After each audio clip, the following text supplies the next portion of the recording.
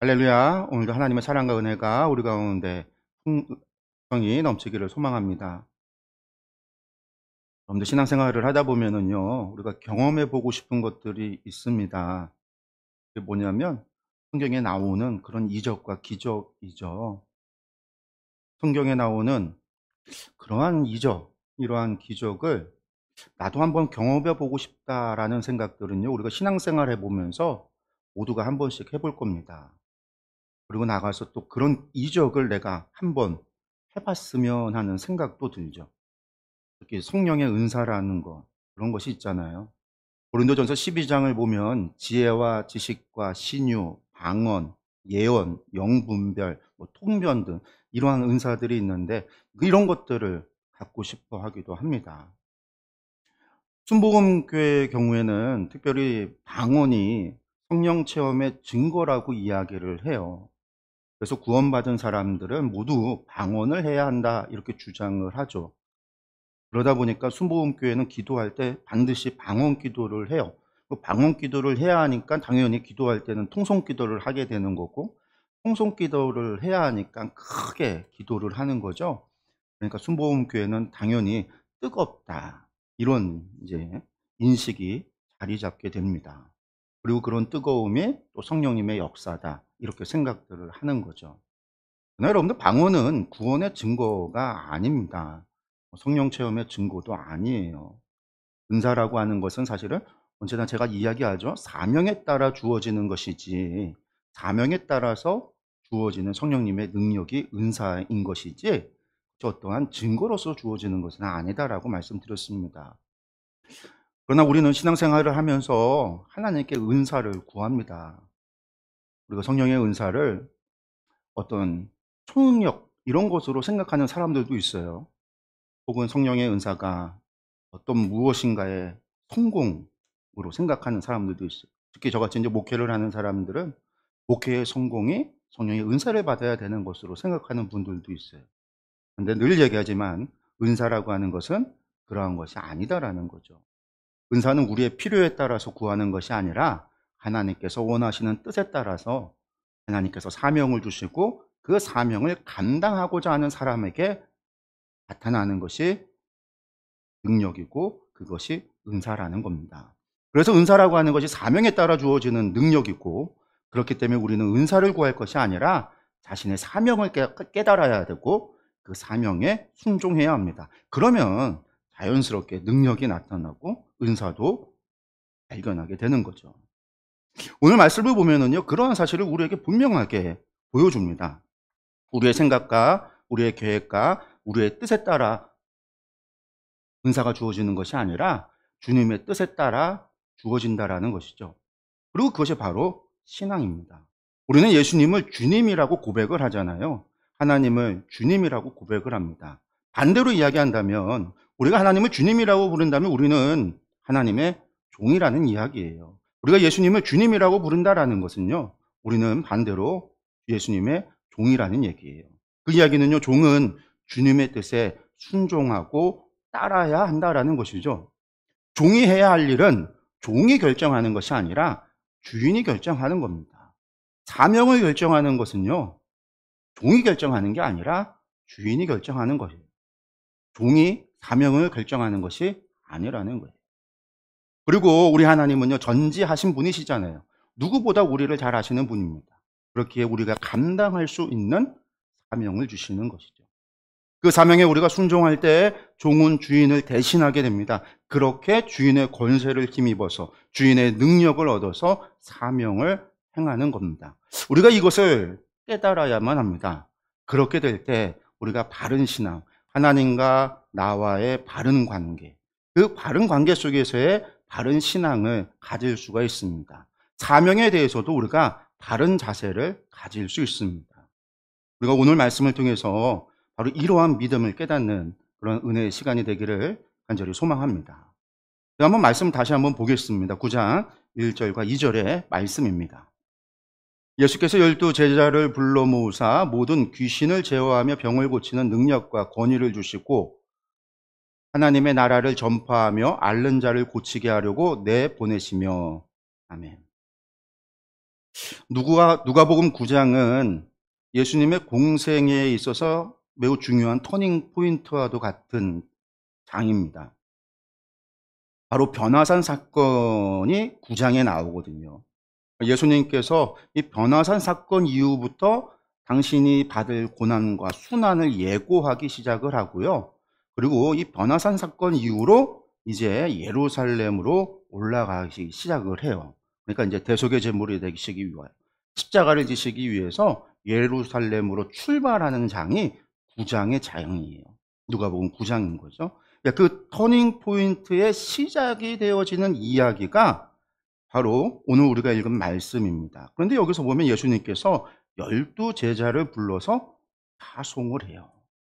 우리가 말씀을 보면요, 예수님께서 모든 귀신을 제어하며 병을 고치는 능력과 권위를 제자들에게 주십니다. 이렇게 시작을 해요. 그러니까 축사, 귀신을 쫓는 축사의 은사와 병을 고치는 신유의 은사와 그러한 능력을 주셨다라는 거죠.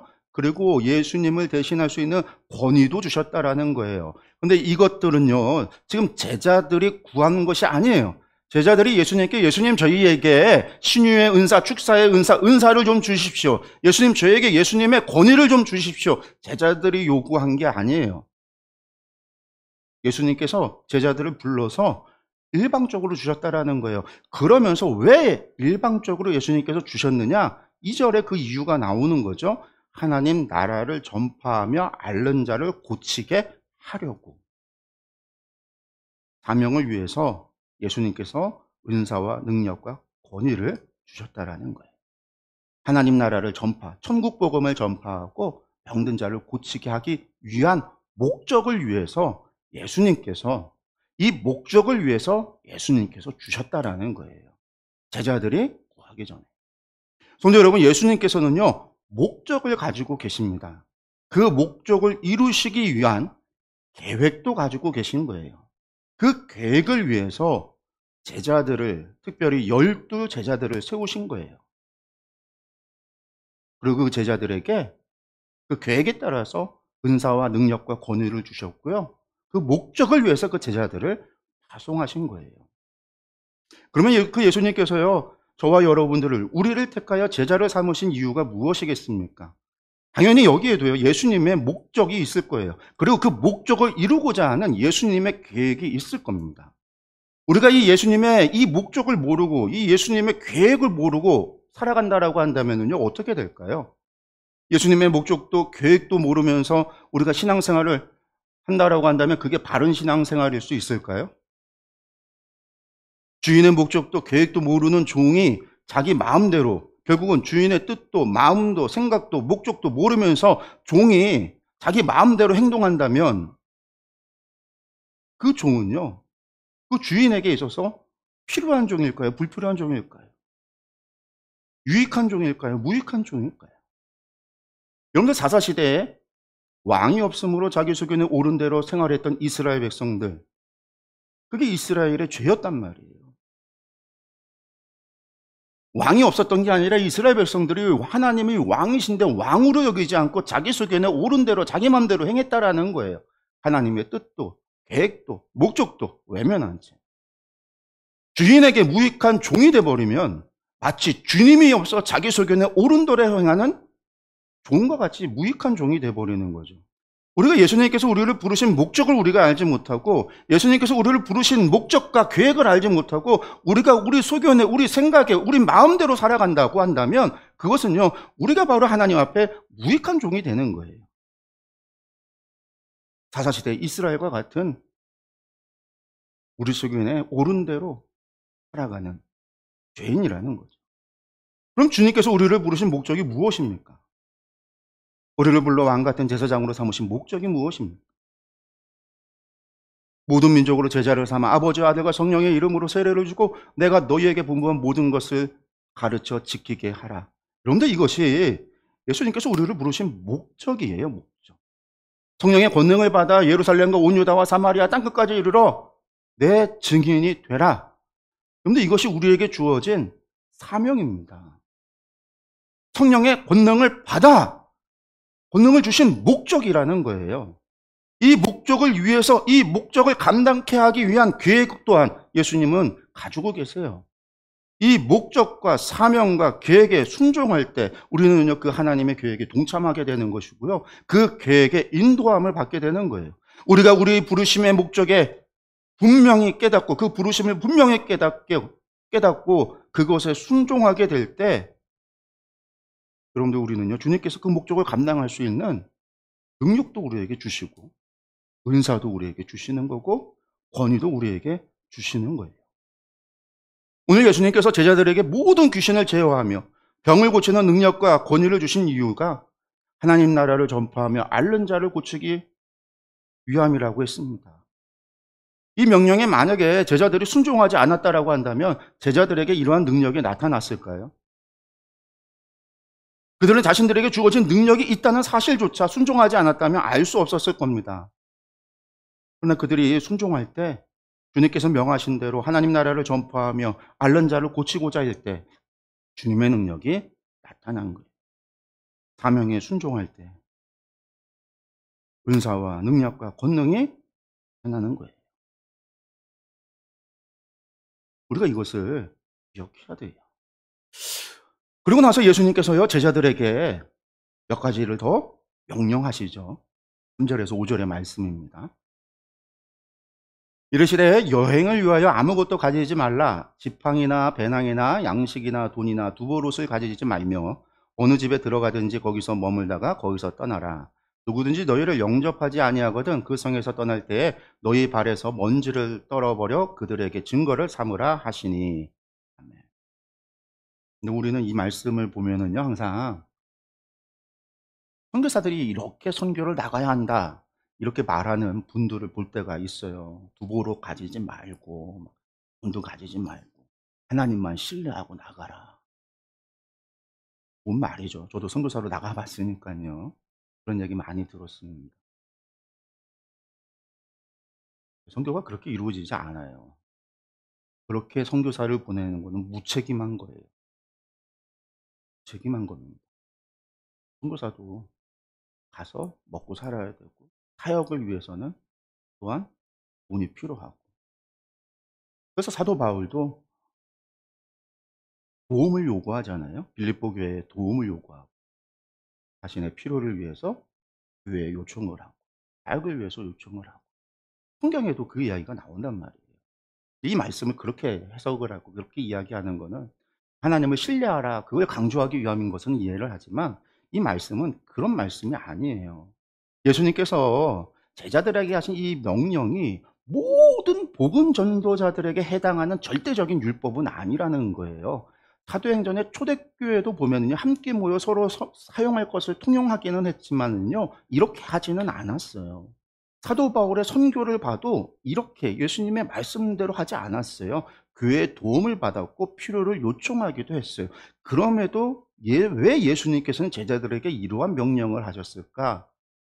근데 이것은요, 지금 제자들에게 명하는 특수한 상황에서 주어지는 특별한 명령이에요. 이 상황에 제자들에게만 해당하는 거예요. 모두에게 해당하는 게 아니라, 모두가 지켜야 될 이야기가 아니라는 거예요. 특수한. 마치 어떤 거냐면 호세아에게 너는 가서 음란한 여자를 만나서 음란한 자녀를 낳아라. 이게 보편적인 명령이 아니잖아요. 우리 모두가 나가서 막 음란한 여자 만나서 음란한 자식을 낳아야 되는 게 아니라 호세아에게만 주어졌던 명령인 것처럼 예수님께서 제자들에게만. 왜 그러냐면요, 지금까지 제자들은요, 예수님을 따라다니면서 부족함이 없었어요. 어디를 가든 환대를 받았고요, 대접을 받았습니다. 예수님께서 온갖 이적과 기적을 다 행사했으니까요. 예수님만 따라다니면서 그냥 어깨에 뽕 들어가서 어깨에 힘 주고서는요, 대접받고 살았단 말이에요. 근데 지금 예수님께서 제자들 니들끼리만 가라는 거예요. 함께 가지 않겠다라는 거예요. 예수님 없이 홀로 서기를 해야 한다라는 거예요. 특별히 누가복음 9장에 바로 이러한 예수님의 변화산 사건과 함께 터닝 포인트가 되는 장이라고 그랬잖아요. 그 첫 번째 시작이 제자들의 홀로서기예요. 예수님이 없을 때 홀로서기. 이를 위해서 아무것도 가진 것 없이 예수님과 동행하지 않고 사명을 받아 사명에 순종하며 하나님만을 신뢰하는 훈련을 하게 하신 거예요. 그리고 당대에는요, 이렇게 순회 돌아다니면서 사람들한테 철학, 무엇인가를 가르치는 사람들이 있었어요. 그리고 그런 사람들의 잘 가르치면은요, 지식이 있으면은요, 집에서 초청을 한 다음에 식객이라고 하죠. 우리나라 같은 경우. 동양에선 식객이라고 하잖아요. 집에다가 모셔놓고요. 자기 자녀들을 가르치기도 하고요. 몇 년이고 모시고 식객으로 머물면서 실제로 로마 시대 때도 그러한 사람들이 있었어요. 지식인들이.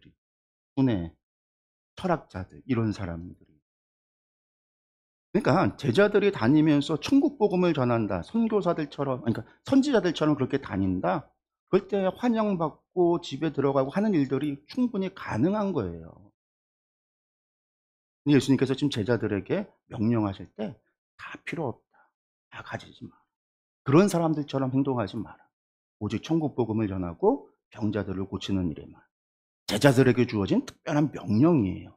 그런데 이 명령에는요, 우리가 기억해야 될 것이 있어요. 보편적인 것이 담겨 있다라는 거예요. 그게 뭐냐? 하나님의 명령에 순종해서 하나님 나라를 선포하고 앓는 자를 고친다 해도 이들을 환영하고 이들을 영접하는 이들이 있지만 반대로 이들을 영접하지 않고 환대하지 않는 자들도 있다라는 거예요. 말씀에 하나님의 뜻에 순종한다고 해서 모두가 영접하는 것이 아니고 모두가 환대하는 것이 아니다라는 거예요. 분명히 하나님의 뜻이 분명함에도 천국 복음을 전하는 일이잖아요. 하나님의 뜻에 순종하는 거잖아요. 주신 사명에 감당하는 거잖아요. 그런데도 불구하고 내가 하는 그 일을 반대하는 이들이, 싫어하는 사람들이 있다라는 거예요. 마치 바로 전장에서 예수님을 따라서, 예수님의 명령에 따라서 순종하여 배를 타고 이방 땅으로 복음 전하러, 천국 복음 전하러 갔더니만 풍랑을 맞아 죽을 위기에 처했던 것처럼 하나님의 사명을 받아서 순종하여 능력과 권능을 받았음에도 불구하고, 그 능력과 권능과 은사를 행하였음에도 불구하고 세상 모두가 환영하고 환대하고 영접하는 일이 일어나지 않을 수 있다는 거예요. 우린 이걸 기억해야 돼요. 우리가 성령의 권능을 받아 예루살렘과 온 유다와 사마리아 땅끝까지 증인이 된다는 것이 성령의 권능으로 인해서 형통해진다라는 이야기가 아닙니다. 여러분들, 성령의 권능을 받아 그렇게 선교를 나갔던 이들의 평균 수명이요, 10년이 되지 않아요. 5년이 채 되지 않아요. 대부분이 그 안에 순교를 당했어요. 우리나라에 구한말에 선교를 왔던 선교사들의 평균 수명이 채 5년이 되지 않았어요. 대부분의 사람들이, 대부분이 풍토병으로 다 죽었어요. 사고로 죽었어요. 우리 감리교 최초의 선교사였던 아펜젤로 목사님도 목포 앞바다에서 돌아가셨잖아요. 우리나라 온 지 몇 년 되지도 않아서. 우리가 언더우드 아펜젤로 그렇게 선교사 이야기하지만 아펜젤로 목사님 오셔서 얼마 되지도 않아서 돌아가셨어요. 사고로. 성도 여러분, 하나님의 뜻에 순종하고 사명에 순종한다라는 것이 이렇다라는 거예요. 능력과 권능이 성공의 열쇠가 아니다라는 거예요. 그런데 이런 것들을 알게 되면은요, 영접하는 이의 집에 계속 머물고 싶은 욕심이 생겨요. 나를 환대하는 이의 집에 계속 머물고 싶은 일이 생겨요. 힘든 길을 외면하고자 하는 그런 마음이 생길 수 있어요. 마치 변화산 사건에서 베드로가 여기가 좋사오니 여기 초막셋을 짓고 여기 살겠습니다 라고 얘기했던 것처럼, 나를 환대하고 나를 영접하고 나를 우러러보고 그런 사람들을 만나면요, 여기가 좋사오니 하고 거기 머물고 싶은 삶, 그런 마음이 생긴다라는 거예요. 근데 예수님은요, 떠나야 한다라는 거예요. 너희 영접했어? 복음 전했어? 병 고쳤어? 그러면 떠나. 사명 감당했어? 떠나. 전했으면 떠나라는 거예요. 왜? 능력과 권능을 주신 목적은 하나님 나라를 전파하기 위함인 거예요. 안주하기 위함이 아니에요. 대접받기 위함이 아니에요. 환영받기 위함이 아니에요. 영접받기 위함이 아니에요. 전파하기 위함이니까 떠나라는 거예요. 반대로 너희를 반대하고 너희를 내쫓고 그래도 떠나, 그러면 그 전에 신발에 흙을 털어 증거로만 삼아. 원망할 필요도 없어. 저주할 필요도 없어. 먼지 턴다고 그 먼지가 증거가 돼요? 털어진 모래가, 흙이 증거가 돼요? 어떻게 증거로 삼을 거예요? 그러나 하나님은 아시니까 하나님이 기억해. 근데 너는 원수 갚을 생각, 원망할 생각, 저주할 생각하지 말고 떠나. 왜? 목적이 뭐니까? 전파해야 되니까. 예수님이 그걸 명하신 거예요. 이거는 보편적인 거예요. 오늘 우리에게도 해당하는 거예요. 우리가 은사와 능력과 권능을 받았다. 하나님께서 우리에게 복을 주셨다. 그런데 그게 목적이 있다라는 거예요. 하나님 나라를 목적이 있다라는 거예요. 그런데 제자들이 예수님의 명령을 듣고 떠나요. 홀로서기에 들어갑니다. 6절의 말씀입니다. 제자들이 나가 각 마을에 두루다니며 곳곳에 복음을 전하며 병을 고치더라. 아멘. 제자들이 각 마을에 두루다니며 곳곳에 복음을 전합니다. 뿐만 아니라 예수님처럼 병도 고쳐요. 예수님께서 주신 능력과 권능이 진짜라는 거잖아요. 제자들이 순종하자 능력과 권능이 나타나기 시작을 해요. 여러분들 사명에 순종하니까 성령님의 역사가 나타나는 거예요. 성령님의 권능을 받아 나타나는 거예요. 예수님이 하는 건 당연한 거지만 제자들도 한다라는 거예요. 성도 여러분, 하나님께서 우리에게 사명을 주실 때 우리의 능력으로 해결하라는 것이 아닙니다. 우리의 능력과 우리의 재능으로 하라는 뜻이 아니에요. 앞서 예수님께서 능력과 권위를 주셨다라고 했어요. 여러분들, 주님은 우리에게 권위를 주십니다. 제자들이 예수님을 대신하는 대리자가 되라는 거예요. 종이 주인을 대신하는 대리자가 되는 겁니다. 대리자로서 권위를 주시기 때문에 주인의 권세를 사용할 수 있습니다. 그래서 필요한 것이 순종이에요. 우리의 능력을 개발할 필요도 없고요. 우리의 재능을 갈고 닦을 필요도 없어요. 그게 필요한 게 아니라 하나님의 뜻에 순종이 필요한 거예요. 명령을 따르는 순종이 필요한 거예요. 하나님께서 우리에게 주신 사명에 필요한 것은요, 하나님의 말씀을 믿고 따르는 순종입니다. 그러면 사명을 감당할 수 있습니다. 하나님의 뜻이 우리의 삶 속에서 이루어지는 거예요. 제자들이 떠나 여러분들 각 마을에 두루 다니며 곳곳에 하나님의 나라를 전파합니다. 예수님 혼자가 아니라 12제자들이 떠나서 더 많은 곳에 복음이 전파되기 시작해요. 온갖 이적과 기적이 일어나기 시작해요. 더 많은 소문이 일어나고 더 많은 사람들이 모이기 시작을 해요. 이 사람들에게 물을 거 아니에요. 당신은 누구십니까? 나는 예수님의 제자예요. 예수님은 누구십니까? 그는 우리가 기다려왔던 메시아예요. 사람들이 점점점 더 많이 모여들겠죠. 그런데 그러자 소문이 나는 거죠. 여러분도 우리가 잊지 말아야 돼요. 이때 반기지 않고 환영하지 않는 이들이 반드시 있다라는 거. 반대하는 이들이 있다라는 거. 나아가 대적하는 이도 있다라는 거. 7절에서 9절의 말씀입니다. 분봉왕 헤롯이 이 모든 일을 듣고 심히 당황하니 이는 어떤 사람은 요한이 죽은 자 가운데서 다 살아났다고도 하며 어떤 사람은 엘리야가 나타났다고도 하며 어떤 사람은 옛 선지자 한 사람이 다시 살아났다고도 함이라. 헤롯이 이르되 요한은 내가 목을 베었거늘 이제 이런 일이 들리니 이 사람이 누군가 하며 그를 보고자 하더라. 아멘. 여러분들 제자들까지 다니며 하나님 나라를 전파하고 병을 고치니까 이적을 행하니까요. 이 소식이 이제 분봉왕 헤롯에게까지 들리게 된 거예요. 온 갈릴리에 소문이 다 난 겁니다. 그러자 이 분봉왕 헤롯이 이 소식을 듣고는 심히 당황해요.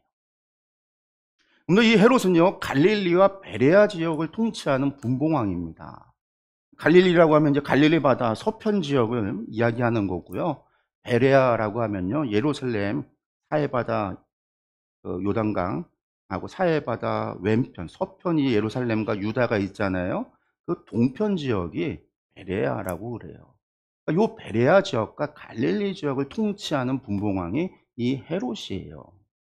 이 헤롯이 누구냐면 형의 형수 헤로디아를 아내로 삼은 일로 인해서 세례 요한이 비난을 하고 비판을 하자 그를 옥에 가두었고 헤로디아의 딸 살로메가 잔치 때 춤추고 막 그런 것 때문에 내가 원하는 나라에 반도 주겠다 막 그래갖고 이 살로메가 세례 요한의 목을 달라고 해서 이 세례요한의 목을 쳐서 죽였던 사람. 그 사람이 바로 이 헤롯입니다.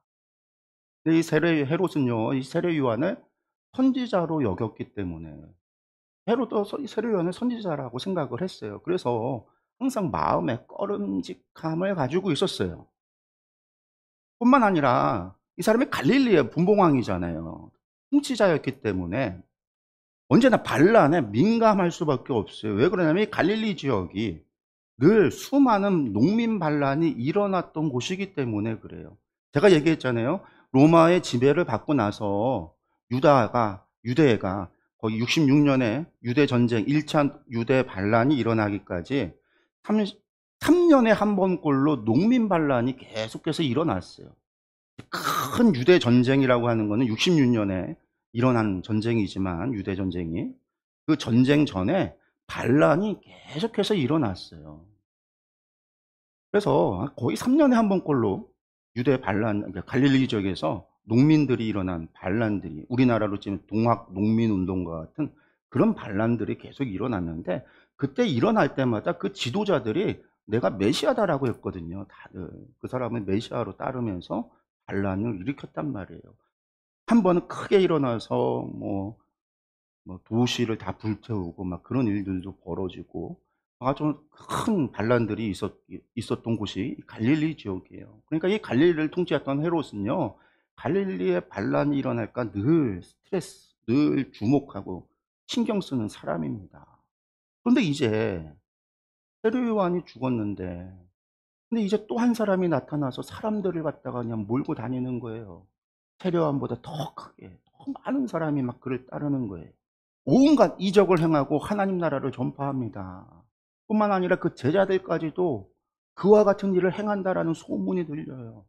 당연히 걱정이 되고 근심이 되죠. 혹시나 이것이 언제 뒤집혀서 농민 반란이 될까 두려운 거예요.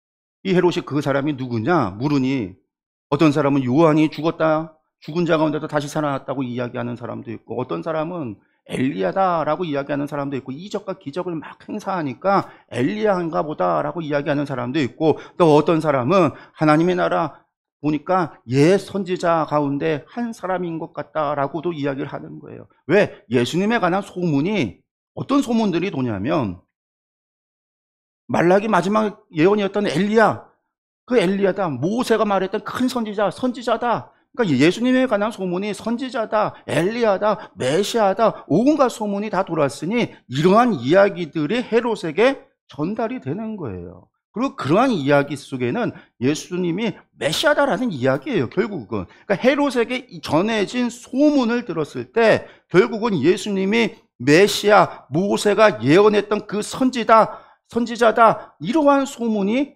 들어간 거예요. 그러니까 지금 헤롯에게 전하는 말들, 엘리야인과 같습니다, 옛 선지자인 것 같습니다 라고 하는 말은, 그건 예수님이 메시아이십니다 라고 하는 것을 간접적으로나마 알리고 있는 거예요. 그러니까 이런 이야기를 들은 헤롯은 어떤 생각을 했을까요? 성경은 뭐라고 얘기하냐면, 요한은 내가 목을 베었거늘 이제 이런 일이 들리니 이 사람이 누군가 하며 그를 보고자 하더라, 이렇게 말하고 있잖아요. 점잖게 이야기하고 있어요. 근데 이것은 단순히 예수님 얼굴 한번 보겠다라는 뜻이 아니에요. 예수님이 정말 선지자라고 한다면 죄 없는 세례 요한을 죽인 자신을 그냥 둘리 만무하잖아요. 자신의 죄가 찔린단 말이에요. 그러니 그를 보고자 하더라라고 하는 것은요, 헤롯이 주목하기 시작했다라는 이야기예요. 경계하기 시작했다라는 이야기예요. 언제라도 틈을 나면 잡아들여야 되겠다 생각하기 시작했다라는 거예요. 예수님을 죽이려고 주목하기 시작했다라는 거예요. 예수님을 대적하기 시작했다라는 말이에요. 예수님의 명령을 따라서 천국 복음을 전하기 위해 배를 탔더니 풍랑을 맞아 죽을 위기에 처해요. 예수님의 명령에 따라 능력과 권위를 받아 천국 복음을 전하며 병 고침을 받았더니, 병자를 고쳤더니 모든 것이 다 좋아 보이는 것 같지만, 그러나 알지 못하는 곳에서 대적자가 일어나기 시작했다라는 거예요. 갈릴리를 통치하는 저 권세자가 대적자가 되어졌다라는 거예요. 지켜보는 자, 주목하는 자가 나타나기 시작했다라는 거예요. 그리고 결국 어떻게 해요? 이 헤롯이 예수님의 죽음에 한 손을 거들잖아요. 예수님의 재판에 관여하잖아요. 예수님을 조롱하고 그 재판에 한 손 끼잖아요. 성도 여러분, 하나님의 뜻에 순종한다는 것이요, 꼭 세상에서 성공한다라는 것은 아닙니다. 하나님의 뜻에 순종하기 때문에 더더욱 세상에서 실패할 수 있습니다. 여러분들, 세상의 가치관, 세상에서의 눈에서는요, 세상의 관점에서는요, 실패할 수 있어요. 예수님의 12제자들은요, 모두 세상의 가치관에 따라서는요, 세상의 관점을 따라서는요, 실패한 사람들이에요. 모두가 형장의 이슬로 사라진 사람들 아니에요. 죄인이라는, 로마의 죄인으로서 죽은 자들 아니에요. 그러나 그들이 흘린 피값은요, 결코 값없지 않았어요. 그들이 흘린 피에 위에 교회가 세워졌고, 그리고 그 열매가 바로 오늘 우리가 있다라는 거예요. 그리고 그들은요, 지금 하나님 나라에서 영원한 면류관을 쓰고 주님과 함께 영원히 다스리고 있다라는 거죠. 사랑하는 성도 여러분, 우리는요, 세상에 속한 사람들이 아닙니다. 우리가 이것을 항상 마음에 기억하고 있어야 돼요. 우리는 세상에 속한 사람이 아니다라는 거. 우리는 하나님께 속한 사람이라는 거. 우리의 주님은 하나님이시고 예수님이라는 사실을 우리는 항상 기억하고 있어야 돼요. 우리는 영에 속했고 하늘에 속했습니다. 우리가 믿음을 지키고 살고 하나님 말씀에 순종하며 살아감으로 인해서 세상에서의 삶이 우리가 만족스럽지 못할 수 있어요. 힘들 수도 있고요, 괴로울 수도 있고요, 가난할 수도 있습니다. 그것이 세상의 가치관에서는요, 실패한 자의 삶이고 무가치한 삶으로 보일 수도 있습니다. 그러나 믿음을 지키고 순종한 자의 삶은요, 하나님 나라에서는요, 가장 가치 있는 삶이에요. 가장 빛나는 삶이에요. 영원히 빛나는, 영원히 복된 삶입니다. 이 복음의 진리를요, 믿으시기 바랍니다. 하늘의 소망을 가지고 믿음을 순종하고 사명에 순종함으로 주님께서 주시는 능력과 권위를 통하여 하나님의 뜻을 이루어드리는 저와 여러분들이 되기를 간절히 축원합니다. 사명에 순종할 때 권능이 나타나요. 우리가 성경에 나오는 그 이적과 기적을 경험하고 싶다고 한다면요, 주신 사명에 순종하세요. 사명이 무엇인지 모르겠다, 기도로 물어보시면 돼요. 하나님, 제가 감당할 사명이 무엇입니까? 주여, 제가 순종해야 될 사명이 무엇입니까? 주님, 저를 부르신 목적이 무엇입니까? 주님께서 저희를 인도해 주실 것입니다. 기도하겠습니다.